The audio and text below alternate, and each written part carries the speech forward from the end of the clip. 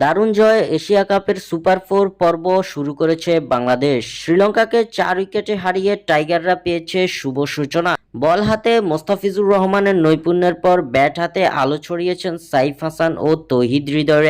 দুবাইয়ে টসে জিতে প্রথমে বোলিংয়ের সিদ্ধান্ত নেন বাংলাদেশ অধিনায়ক লিটন দাস। প্রথমে ব্যাট করতে নেমে উড়ন্ত সূচনা করে বাংলাদেশের বুকে কাঁপুনি ধরিয়ে দিলেও সেই ধারাবাহিকতা ধরে রাখতে পারেনি শ্রীলঙ্কান ব্যাটাররা। তবে শেষের দিকে ক্যাচ মিস ও শরীফুল তাসকিনদের বোলিং ব্যর্থতায় নির্ধারিত 20 ওভার শেষ 7 উইকেট হারিয়ে 168 রানের সংগ্রহ পায় লঙ্কানরা। বিশাল এই রান তাড়া করতে নেমে শুরুতেই তানজিদ তামিমের উইকেট হারানোর পর লিটন সাইফের হাত ধরে উড়ন্ত সূচনা করে বাংলাদেশ।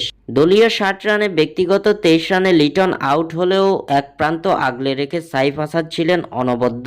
4 ছক্কা 2-4-এ 45 বলে 61 রান করে আউট হন সাইফ হাসান। তবে এই ম্যাচে ব্যাট হাতে জ্বলে উঠে সমালোচকদের মুখে তালা মেরে দিলেন তৌহিদ হৃদয়। ফিল্ডিংয়ে 2 ক্যাচ মিস করে ব্যাটিংয়ে দেখালেন জাদু। ব্যাট হাতে আগ্রাসন দেখিয়ে 37 বলে 2 ছক্কা 4-4-এ 58 রানের বিধ্বংসী ইনিংস খেলে বাংলাদেশকে জয়ের দ্বারপ্রান্তে নিয়ে যান তৌহিদ হৃদয়। শেষ মুহূর্তে দলীয় 168 রানে পরপর 2 উইকেট হারালেও জয় পেতে বেগ পায়নি বাংলাদেশ। শেষ পর্যন্ত এক বল হাতে রেখে 4 উইকেটের দারুণ জয় তুলে নিয়ে মাঠ ছেড়েছে টাইগাররা। স্বাক্ষর থেকে সাব্বির ইসলাম।